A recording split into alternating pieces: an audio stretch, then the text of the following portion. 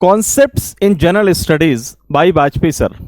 Centre for ambition की इस YouTube श्रृंखला में आज सर से डिस्कस करेंगे। अगला प्रश्न हमारा, सर आप हमारे छात्रों को ये बता दीजिए कि राज्य क्या है, व्हाट इज स्टेट। तो इस नाम को लेकर के, शब्द को लेकर के बहुत कंफ्यूजन रहता है बच्चों में, तो इस पे सर एक विस्तृत चर्चा कर दीजिए। स्टेट पॉलिटी का बहुत इम्पॉर्टेंट कंसेप्ट है। अगर आप पूरी पॉलिटिकल फिलॉसफी देखेंगे तो उन जो चिंतक हुए हैं, प्लेटो, अरिस्टोटल, मार्क्स, वो सब राज्य के बारे में चर्चा करते हैं। लेकिन राज्य का जो हम अर्थ लेते हैं और जो दूसरा पहलू है संविधान में किस रूप में लिया गया है, ये इसका बोलचाल का अर्थ अलग है। आज जब हम बात करते हैं राज्य की, स्टेट की, कि भारत में 29 राज्य हैं, 28 राज्य हैं, तो हम स्टेट या राज्य का मतलब लगाते हैं प्रोविंस से, या नेशनल गवर्नमेंट के नीचे जो छोटी गवर्नमेंट है उससे लगाते हैं, प्रोविंस से लगाते हैं। लेकिन पॉलिटिकल साइंस में, पॉलिटी में जो स्टेट का कॉन्सेप्ट है उसका मतलब प्रोविंस बिल्कुल नहीं है।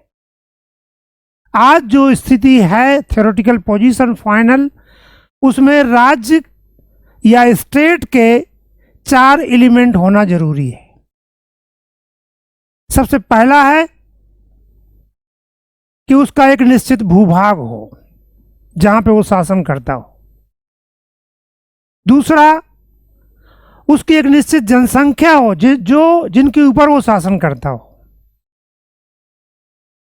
तीसरा है कि उसकी अपनी एक सरकार हो, सरकार is a mechanism to govern the people. और चौथा लेकिन सबसे महत्वपूर्ण एलिमेंट है सॉवरेंटी या संप्रभुता। ये 4 तत्व अगर कहीं पर हैं तो आप कह सकते हैं वो राज्य है। इसके ऊपर लास्ट ईयर यूपीएससी प्रीलिम में भी क्वेश्चन पूछा गया था। और इसमें सॉवरेंटी सबसे महत्वपूर्ण तत्व क्यों है? क्योंकि सॉवरेंटी ही वो तत्व है जो स्टेट को दूसरी संस्थाओं से अलग करता है।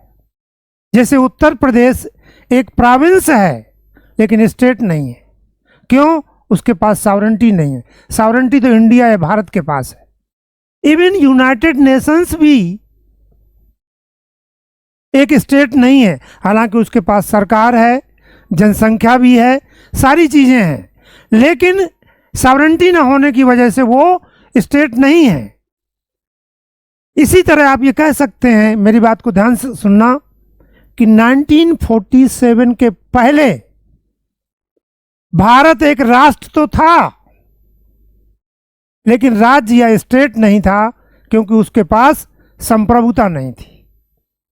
तो जब भी इसके ऊपर कोई क्वेश्चन आए तो ये जरूर देखना है ऑप्शन में कि संप्रभुता की बात की गई है कि नहीं की गई, उसमें सॉवरेंटी की बात की गई है कि नहीं की गई है। सॉवरेंटी होती क्या है? सॉवरेंटी के 2 पहलू हैं, आंतरिक और बाह्य। संप्रभुता राज्य या स्टेट की सर्वोच्च शक्ति होती है। बाह्य संप्रभुता का मतलब है, एक्सटर्नल सॉवरेंटी का मतलब है कि वो देश, वो राष्ट्र या वो स्टेट किसी दूसरे राज्य के अधीन नहीं है, वो स्वतंत्र है दूसरे राज्यों से। आंतरिक संप्रभुता का मतलब है कि देश के अंदर रहने वाले सभी नागरिक उस स्टेट की आज्ञा मानने के लिए बाध्य हैं। जब ये दोनों पहलू होते हैं, एक्सटर्नल और इंटरनल, तो उनको मिला कह सकते हैं कि राज्य के पास सर्वोच्च शक्ति है और संप्रभुता है, और वो स्टेट है। इस संप्रभुता को पॉलिटिकल साइंस में इवन राज्य की आत्मा भी कहा गया है। क्यों? क्योंकि यही बताता है कि राज्य और समाज में क्या अंतर है, राज्य और राष्ट्र में क्या अंतर है, राज्य और दूसरी अन्य संस्थाओं में क्या अंतर है। जिसके पास संप्रभुता होगी वही राज्य होगा।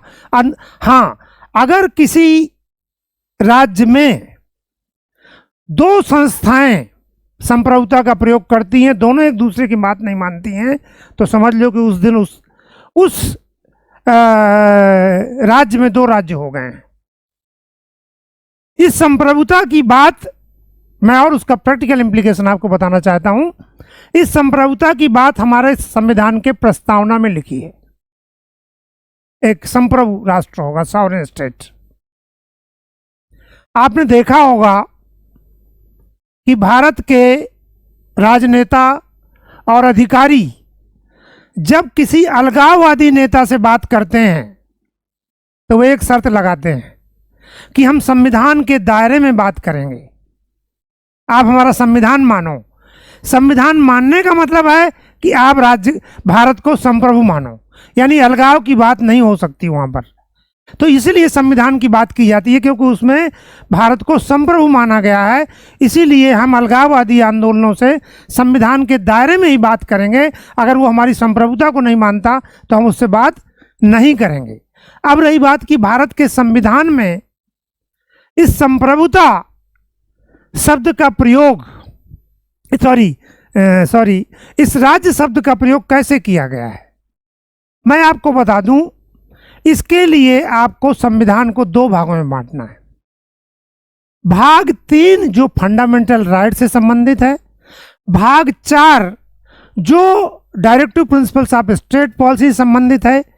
इन दोनों में आर्टिकल 12 में लिख दिया गया है कि इस भाग 3 में स्टेट शब्द का मतलब पूरा वही होगा जो पॉलिटिकल साइंस की परिभाषा है। केंद्र सरकार भी शामिल है, राज्य सरकार भी शामिल है, संसद भी शामिल है, इवन लोकल गवर्नमेंट भी शामिल है। All authorities are included. इसी मीनिंग को लिया गया है भाग 4 में डायरेक्टिव प्रिंसिपल में। और वहां पे भी लिख दिया गया है कि इस भाग में भी राज्य या स्टेट शब्द का वही मतलब होगा जो भाग 3 में था।